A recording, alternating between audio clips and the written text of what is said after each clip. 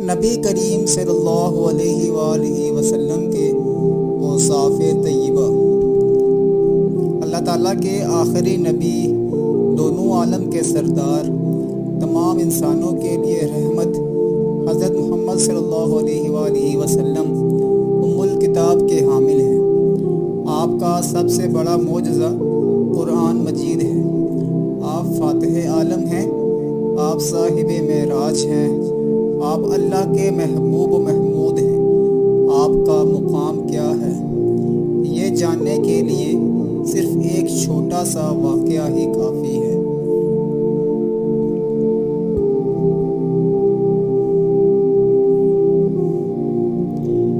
ابو لہب جو کہ پکا کافر تھا، جب اسے اس کے بھائی حضرت سیدنا عبداللہ کے ہاں بیٹے کی ولادت کی خوشخبری ملی تو بھتیجے کی پیدائش کی خوشخبری لانے والی کنیز صوبیہ کو اس نے انگلی کا اشارہ کرتے ہوئے آزاد کر دیا۔ جب ابو لہب مر گیا تو اس کے بعض گھر والوں نے اسے خواب میں برے حال میں دیکھا۔ پوچھا گیا کیا گزری؟ ابو لہب بولا تم سے جدا ہو کر مجھے کوئی خیر نصیب نہ ہوئی۔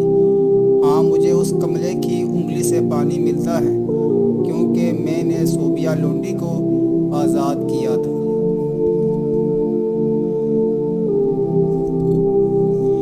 آپ کو دنیا میں سب سے زیادہ دو چیزیں پسند تھیں، وہ نماز اور خوشبو تھی۔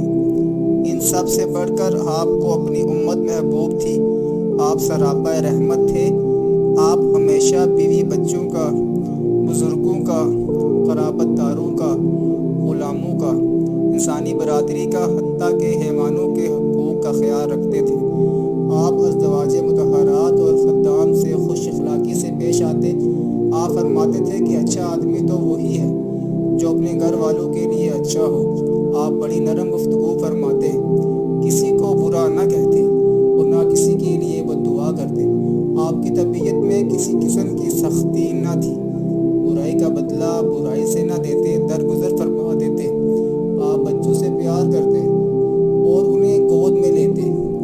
ایک بار ایک یہودی نے آپ کو بچوں سے پیار کرتے دیکھا تو کہا آپ کا یہ عمل ہمیں پسند نہیں۔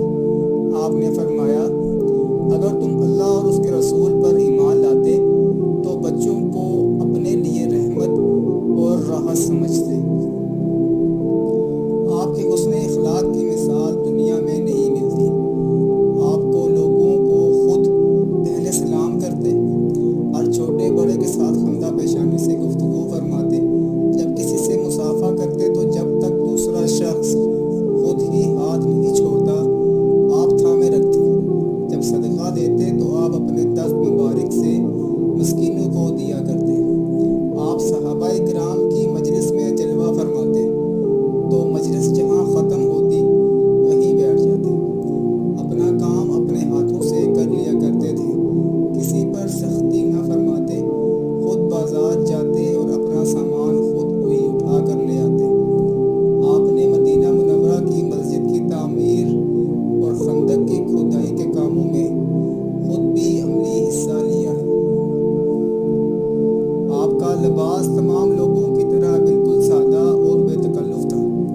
دولت اور حکومت ہونے کے باوجود بالکل معمولی مکانوں میں رہائش فرماتے تھے۔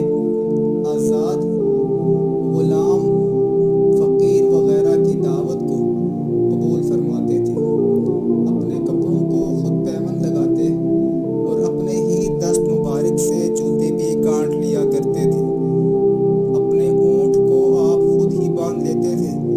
آپ اپنے خدام کے ساتھ بے تکلفی سے کھانا کھا لیا کرتے، مصیبت زدوں اور محتاجوں کی مدد فرماتے۔ آپ کا اسلوب بیان ایسا آسان اور دلکش، طرز تفہیم ایسا نرالا اور معجزانہ تھا کہ اس کی مثال کسی مسلح کے کلام میں نہیں ملتی۔ آپ فصاحت و بلاغت کے مالک تھے۔ آپ کا ہر لفظ معنی کا محسن تھا اور ہر کلمہ حقائق سے لبریز، ہر قول حکمت کا سرچشمہ اور ہر جملہ فصاحت و بلاغت کا دریا تھا۔ آپ میں دیہات کے جرأت امیز انداز اور شہر کے لطافت خیز दंग यकसा मौजूद थी। सुनने वाला ख्वाह किसी मुल्क खित्ता का क्यों ना हो, आपका गर्विदा हो जाता था और उसको इतराफ़ करना पड़ता था कि हजूर फसाहत व बलागत के इमाम हैं। आप रुक रुक कर साफ और वाज़िया कलाम फरमाते थे। अहले अरब को अपनी फसाहत व बलागत पर बहुत नाज था। वो अपने लाजवाब अशार को खाना काबा की दीवारों पर अवेज़ा कर दिया करते थे, लेकिन आपके फसाहत व बलागत के जौहर देख कर दंग रह जाते थे। हज़रत अबू बकर सदीक़ हज़ूर अकरम सल्लल्लाहु अलैहि वसल्लम की फसाहत व बलागत पर हैरत करते थे। चुनांचे आप सल्लल्लाहु अलैहि वसल्लम फरमाते हैं कि मैंने अरब की हर गली कूचा और बाज़ार घूमते हुए फसी और बलीग कलाम सुने हैं, लेकिन आपकी फसाहत व बलागत के मुकाबले में सब हीच है। हजूर अकरम हक गोई को पसंद फरमाते थे और हक गोई से आपको दुनिया की कोई ताकत न रोक सकी, अगरचे उसे रोकने के लिए आपके पास मालो दौलत, ज़ोर जवाहिर, अमारात और हुकूमत, हसीन और ख़ूबसूरत औरतों के पुरफरेब और दिलकश इस्बात पेश किए गए, लेकिन आपने उनकी मुतलक परवाह न की और फरमाया कि मैं हक़ की तरफ से आया हूँ, हक़ कोई मेरा काम है। सफ़ा और मरवा के बराबर सोने और चांदी के ढेर भी मेरे सामने ला कर रख दिए जाए तो भी मैं हक़ कोई से बाज नहीं रह सकता। आपने हर मामले और हर मरहले में हक़ कोई से काम लिया।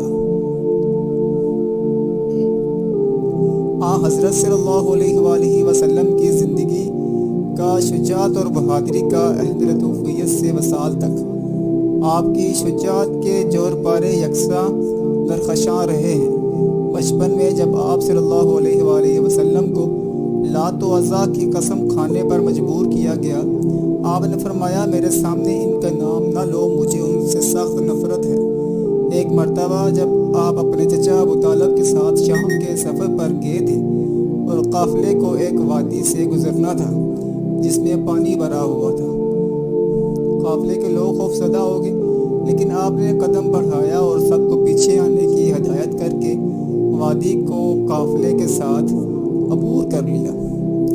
हज़रत अली फरमाते हैं कि रसूल अकरम सल्लल्लाहु अलैहि वसल्लम से ज़्यादा दुश्मन का मुकाबला करने वाला कोई न था। जंग जब ज़्यादा खौफनाक सूरत हाल इख्तियार कर जाती और हंगामे का बाजार गर्म हो जाता तो हम आप सल्लल्लाहु अलैहि वसल्लम ही की आड़ लेते थे। एक रात मदीने के लोग एक अजनबी आवाज़ से घबरा गए।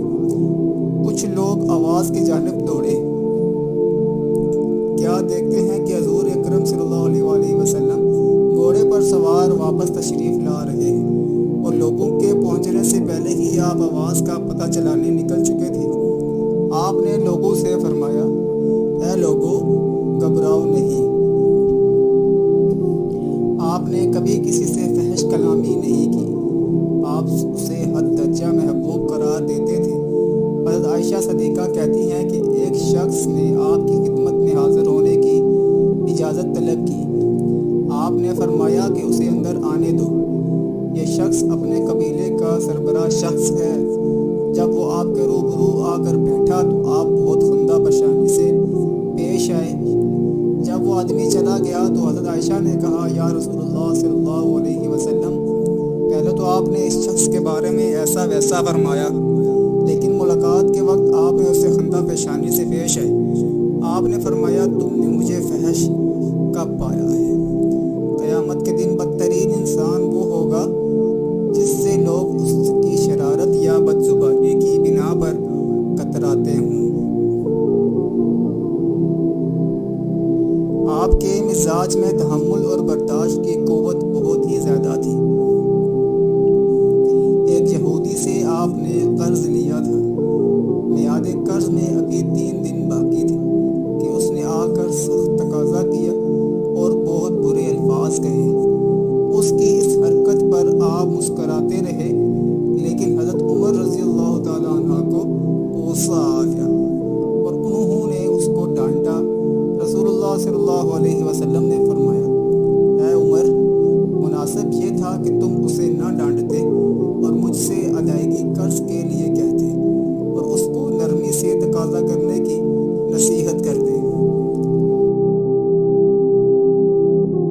صداقت آپ کے اخلاق کی سب سے بڑی خصوصیت تھی۔ اسلام لانے سے پہلے حضرت ابو سفیان رسول اللہ اور مسلمانوں کے جانی دشمن تھے، مگر کثر کے دربار میں جب ان سے پوچھا گیا کہ کیا نبوت کا دعویٰ کرنے سے پہلے کبھی آپ کو تم نے جھوٹ بولتے سنا، تو ابو سفیان نے کہا نہیں۔ یہ سن کر ہرقل نے کہا جو شخص اپنے جیسے انسانوں سے جھوٹ نہیں بولتا وہ اللہ پر جھوٹ کیسے باندھ سکتا ہے؟ ماشاء اللہ، جزاک اللہ۔